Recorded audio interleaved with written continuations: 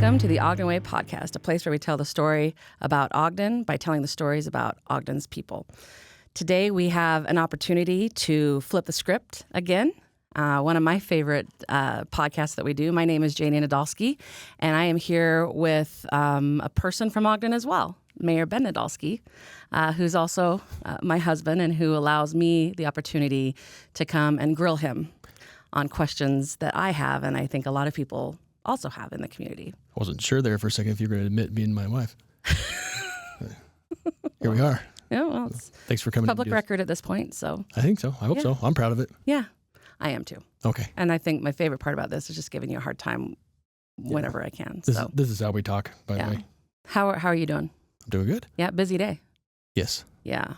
Yeah. You're go. It's always, that's how I live life, as you know. Uh-huh. Go. Yeah, that's why you fall asleep. Bell to bell, bookend. Yep. Yeah. That's why I fall asleep in the recliner at night every night. Yeah. So one of the things that we want to do with this podcast, and a lot of the podcasts that I get to be on, is just to talk a little bit about, some issues that have popped up in the community, and kind of look at what's going on behind the headlines. We've talked about this before. Mm-hmm. So there's a couple things that I wanted to, pick your brain about publicly as it relates to public space, open space, public lands. And, the first one is, we'll just start with an easy one is, we live right across from the Mount Ogden Golf Course. And I noticed that the fence is going in. That's correct. Yeah. And I'm very excited to see that. Can you talk a little bit about that and what that means? Yeah. Well, it's really part and parcel to an improvement we made in the park and at the golf course over in El Monte too. There was this really rough looking net that was a protective net barrier between the driving range and the golf course. It just looked really bad, and it's one of those things that you get used to when you see it for so long, and you really don't realize how bad it looks and how much it really reflects poorly on our parks and on our golf courses, etc., until it's gone. And so we replace it, and if you go there now, the curb appeal and the overall professionalism and the appeal of the space is just night and day difference with that one small change. Mm-hmm.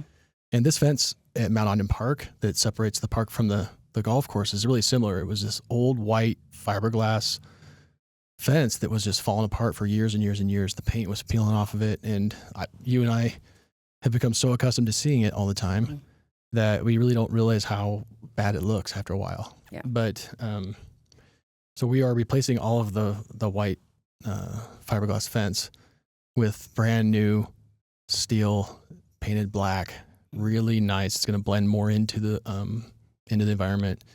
It's also going to be a lot more durable and have a lot more longevity than what we had before. And I think it's going to blend in enough that you're almost just not even going to notice it anymore. Right. And we're also, and this is an important point too, is we're not adding any new fence. We're replacing the fence that we had.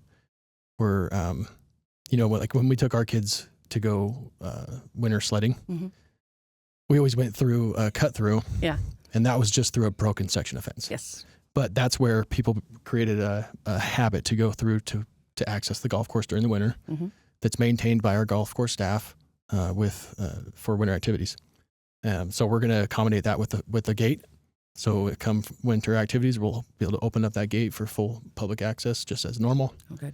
Instead of having to step over a broken fence and climb through a forest.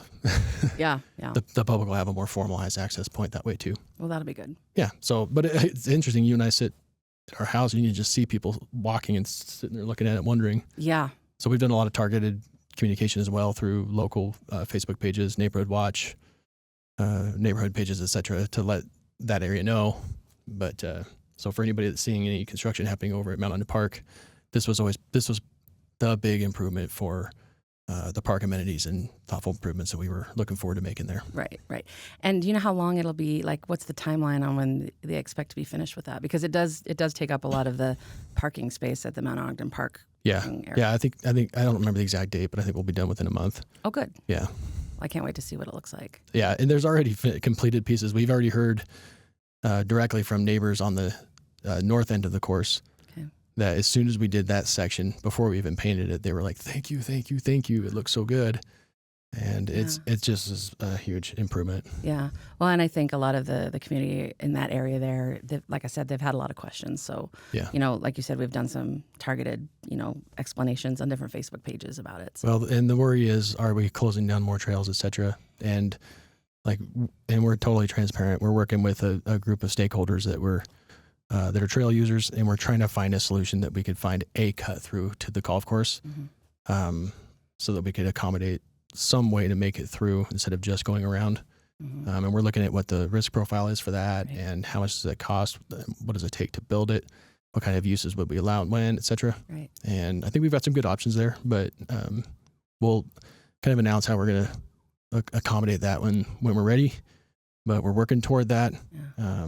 We'll make sure we have a really good communication strategy and everything at the time. But that is kind of part and parcel to really just how important public lands and open space is here. Culturally, recreationally, it's just a part of our lives, right? All right, and it's important to you. You are a trail user. 100%, absolutely. Our kids go on the trails. I'll occasionally go on the trails. Yep. But so we're much more trail users than golfers. I think your game speaks to that really well. Oh, thank you. Yeah. Which is true. So I can't be mad about the truth, right? So I appreciate that, and I think people appreciate that update. The other thing I want to talk to you about, and because I had watched City Council on Tuesday, and you had brought something up, and I've been so focused on my work this week that I was not tracking on any issues that were coming out of Washington with respect to public lands. Yeah. And you had said something about it, and I'm like, make a note to look that up. And so I looked it up, and the interesting thing is when you look it up as a layperson like myself, I can see why people have been emailing you and concerned. Absolutely. Yep. Because what you find online, what you find on, heaven forbid, Reddit and Facebook seems scary. Correct. And so I was like, well, I know enough to know that there's probably a lot more to this. So I wanted to ask you about what you understand about this public lands issue that is part of the big, beautiful bill. Is that correct? That's what they're calling it. So, so Congress is running what's called the big, beautiful bill.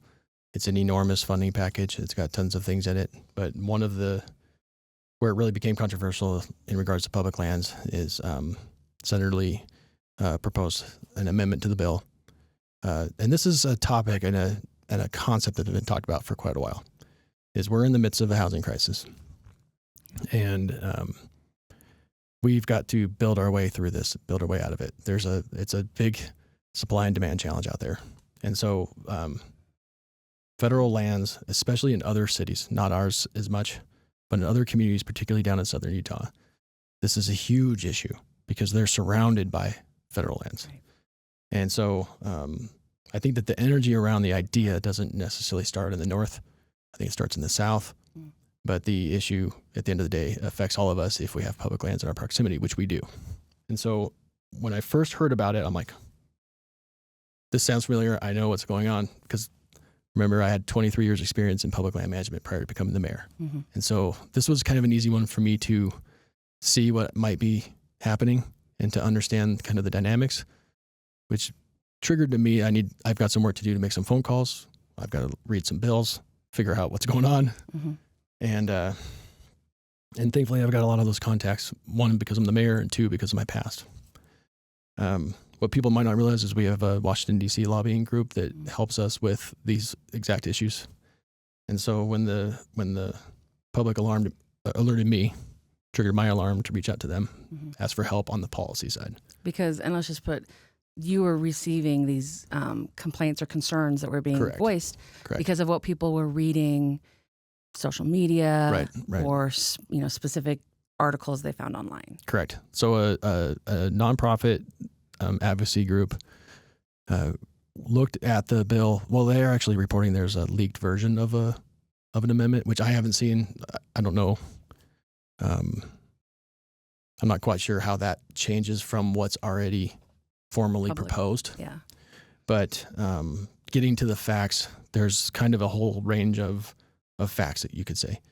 And I'm not going to get into the details of who's right and who's wrong, but I was just trying to dial into how does this affect Ogden? Right. And in my old job, I would have to understand the bigger picture for everybody in the whole state, right? Yeah. But at the end of the day, how does this thing affect Ogden? So the bill was primarily targeted to identify like orphaned lands within the boundaries of a city, or lands that are adjacent. Could explain orphan land. Like if you have like an inholding of federal land Okay. that's like surrounded by development. This is the intent. Okay. I'm just explaining the intent. Okay. And I remember this intent because I've been hearing this discussions at the city level as well through the League of Cities and Towns, et cetera. Right. So I've heard it come up at times. But the idea being that the federal government owns lands that no longer meet the multiple use and sustained yield mandates of federal lands for the Forest Service or for the BLM. Mm-hmm. In those instances, why should the federal government own that land if someone else can make a better use of it, a higher, better use? Right. That's the idea and the concept. Now, how it rolled out is not quite all that, right?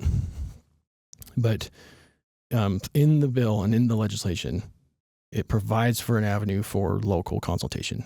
And local consultation is a term that's in public land policy that I'm really familiar with because that was my job to get local consultation in the past. And so as I was in touch with Senator Lee's office personally, I was able to really share how valuable our public land is for us, Mm-hmm.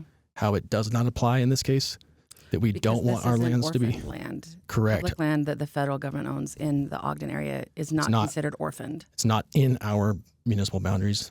Okay. It's not surrounded by development, Okay. right? It doesn't really meet the intent or the description. Okay. And so I don't have to argue the facts of the bill. I need to understand the intent and how it affects Ogden. Right. So we do have federal lands that are critically important to our way of life. Mm-hmm.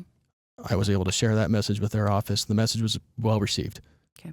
They actually really supported and agreed with our intent and our wishes.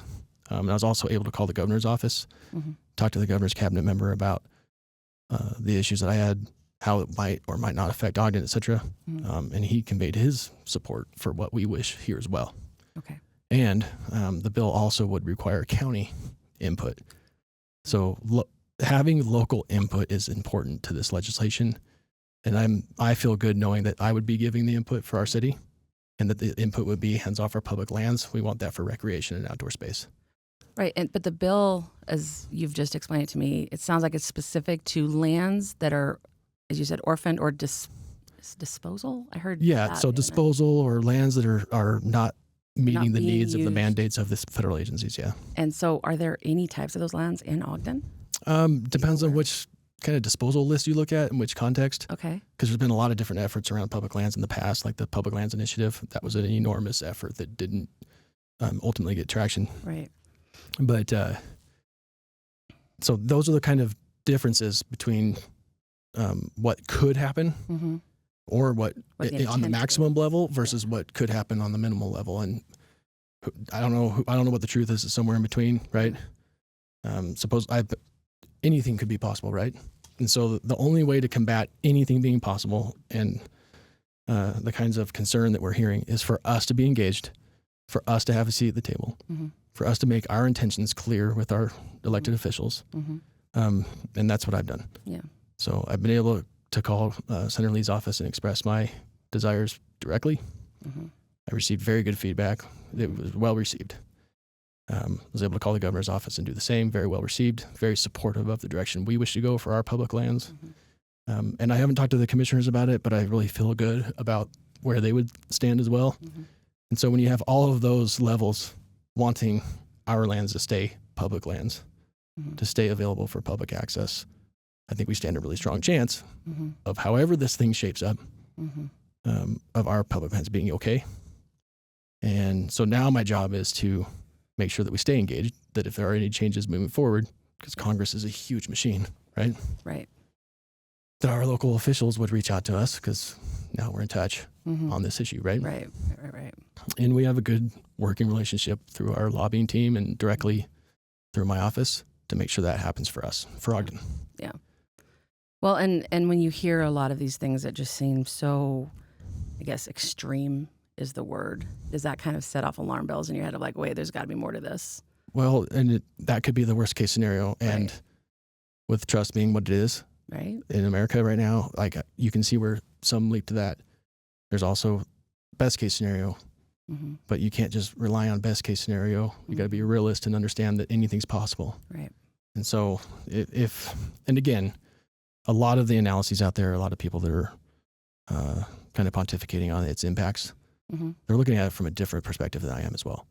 If I were looking at this from the entire state's perspective or from the entire Western United States perspective, maybe I would have a different opinion. Yeah. My job is to have an opinion for Ogden, to represent Ogden's voices. Right. The people are very clear what they want for our federal lands, and so am I. We're in alignment. Yeah. And so I want to make sure everybody knows that I've done the work. I've leveraged my past experiences, my past relationships and contacts.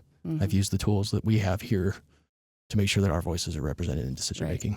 And again, the goal, as you understand it from that little section of the bill, is to address the public housing crisis. That's correct. That's the ultimate goal of why this. Which we can all agree we do have a crisis. Moving forward, yeah. Okay. And honestly, I remember just in my past life, there are a lot of parcels out there that the federal government owns that have absolutely nothing to do with any of the mandates of timber management. Yeah, talk about oil, the mandates, gas, when you say mining. That, I don't know. Like, so timber, gas, what else did you say? So I mentioned like the multiple use and sustained yield model. Those are mandates that are required by Congress, particularly for BLM. And then there's the National Forest Management Act that determines what the forest and the Forest Service have to do when they manage their lands. And the idea is they've got to manage for a lot of different uses. So recreation, like trail users or mountain biking, etc., hunting and fishing, livestock, timber, oil, gas, mining. Those are all relevant interests on our public lands, and that they were established in order to provide for those needs. The idea of everybody having a fair shake of use then becomes pretty messy, because that's a lot of different uses in competing space, right? And so that's where you start to see a lot of pushing and pulling and competitive space around setting the narrative and arguing facts and so on, because different special interests want more of their, that's just how it is. Absolutely. So decision makers are in a hard place because you're trying to balance all these needs and interests, and each of them have their lobbies. Each of them have loud voices and a lot of well-heeled resources. Right. And so that advocacy gets pretty sporty. I can speak to that personally because, yeah. Well, and I think one thing that, like, as the average layperson who didn't work for the state and wasn't a liaison to understand all these things, like, how does someone who's just seeing something on Facebook that just seems like, oh my gosh, how do they find the truth? Because I think, you can call up DC, you can call up your lobbyist, you can call up the senator's office. How do the lay people of the community actually find the truth? Well, and I'm not accusing anybody of lying. I'll just say that. No. But the truth is behind the truth is a bigger picture. It's a more well-rounded understanding and description, and that's kind of why we have these discussions.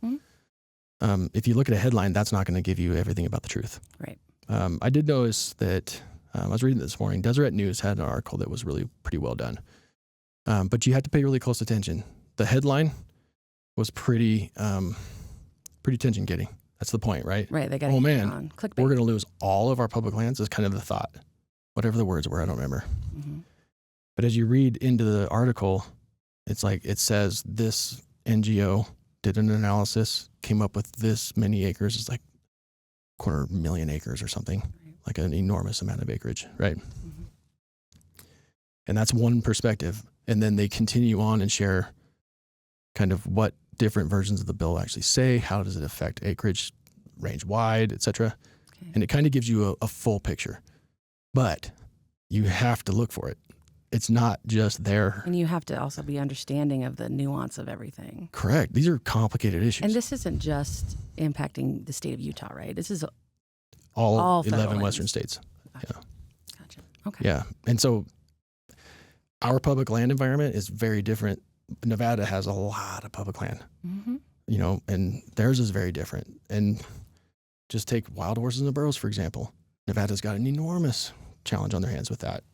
We have issues too, but nothing like Nevada. Well, and I think that one of the scariest things, I think, and I'm so glad I learned about it after the fact, when you were working for the state, was when you had to go down and deal with public lands issues between ranchers and the government, I believe it was.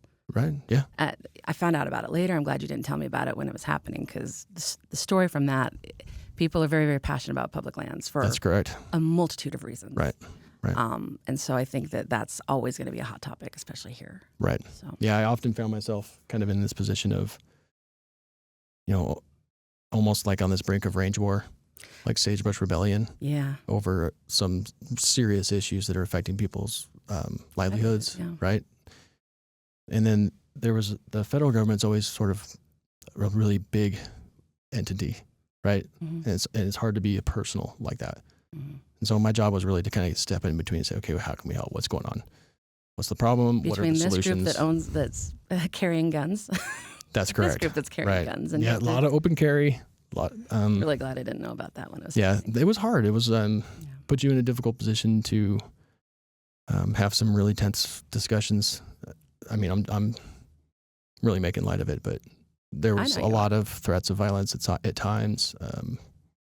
It was hard work for sure, but it's important work, because if you don't intervene and try to provide solutions through policies that work for people are going to get hurt. Yeah, we've seen that before. Yeah. Yeah, and so that's the job of a leader. You got to step up, step in. It's going to suck. It's going to be uncomfortable, right? Yeah. But every single time there was never a simple solution, or it wouldn't have been a problem. Correct. Right? If it had been simple, someone would have already fixed it. Yeah.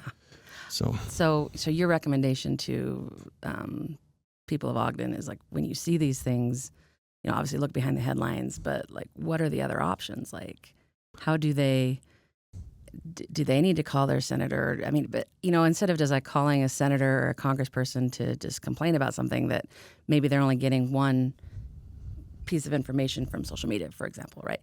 How do they, I know you mentioned Deseret News, but how do they find the full story? So using this case as an example, I think calling your congressional representative is one important piece.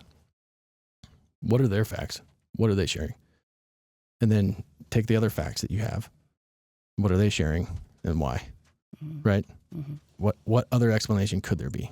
What is the best case scenario? What is the worst case scenario? What is it that I want versus what someone else might want, and why? I mean, those are all just basic questions around critical thinking, but these issues, the decisions that are being made by public officials, can be pretty complex, right? It's just, I think that we owe it to ourselves to do the best we can to learn to understand. And that's my job as well. When the public's reaching out, and I'm not saying they were reaching out for nothing. Right. This is important stuff. Mm-hmm. This is serious. Oh, yeah. But I also went to the direct language of the bill, of the amendment, and read it specifically myself. Yeah. So that you can see exactly what's being proposed. But I'm not quite sure how that changes from the leaked copy, et cetera. So I haven't quite got that far. The leaked copy that no one's seen. No, I mean, it's out. It must be out there, but I haven't had time to compare them all word for word for word. Okay. But that's also what we rely on our lobbyists to help us do too, right? Feels like they just need to have a better control of the narrative. Maybe. Good luck with that. Well, but the narrative is, thank you for reaching out. Mm-hmm. Thank you for caring about your public lands. Thank you for letting me be the mayor that has access to resources to make sure that our interests are covered. Mm-hmm. Thank you to Senator Lee's staff for spending so much time with me directly, helping me understand the ins and outs from their perspective. Mm-hmm. Thank you to the groups that are providing analyses that provide a different perspective as well, so that I understand the full range of issues and concerns and perspectives. Right. But I'm also really thankful to have the staff around me that are helping to inform these decisions, making sure that I know that the public is starting to get stirred up about something, right? Because it signaled to me we have some work to do. And I'm not saying we're done. Mm-hmm. I'm saying that there are requirements in the current language that would require my blessing.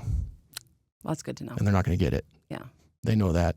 Yeah. They also agree with my assessment of our lands in our situation. Right. Do our surrounding cities, mayors, are they also involved in this? Do you know? Are they having those type of conversations? No, I don't think so. And that's just one of the responsibilities of being the big city in the county. True. is we kind of have that resource Yeah. and connection to kind of handle that. Yeah. Right. But we're also we're not the only city, but we're the main city that with boundaries in Forest Service lands. Right. Right. But now we have another city up in the valley. They're surrounded by Forest Service.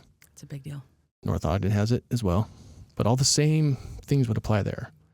Mm-hmm. And if it was proposed in North Ogden, they would have to reach out to the North Ogden mayor and city council. Mm-hmm. They still have to have the blessing and the support from the county commissioners. That's the work that the governor's office, Public Lands Policy Coordinating Office, would do, is to find out what does the local elected officials and the local people want. How does that line up with what's in their resource management plan? And then how does that feed up into a recommendation for disposal or excess lands or not? Yeah. So in our case, they would go through that whole process and say, don't touch those lands. The key is making sure that we're engaged enough to know that that process remains in the bill moving forward. Okay. Right? And that's the job of the elected officials, of me in particular and my staff, is to stay abreast of that so that if things change, that we re-engage. Right. And, Well, it's good. And yeah.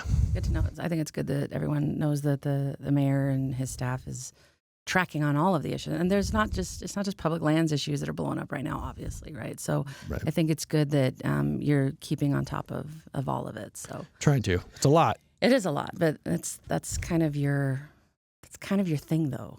Like, you love to be busy. I do. You love to be busy. I do. Yeah. Well, I love public lands, and I love Yes, she does.